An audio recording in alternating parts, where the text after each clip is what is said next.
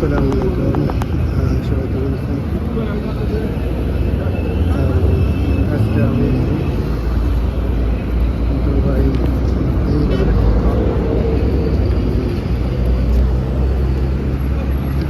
সিগন্যালের যে গেট থাকে তার একটু দৃশ্য দেখানোর জন্য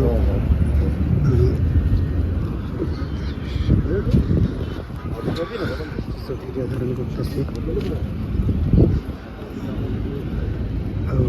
রেড সিগন্যাল করে গেছে, রেড সিগন্যাল, গ্রিন সিগন্যাল ওইটাতে গ্রিন সিগন্যাল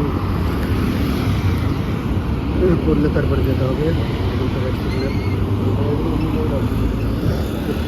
পাশে গ্রিন সিগন্যাল পড়েছে, সবাই আসতেছে।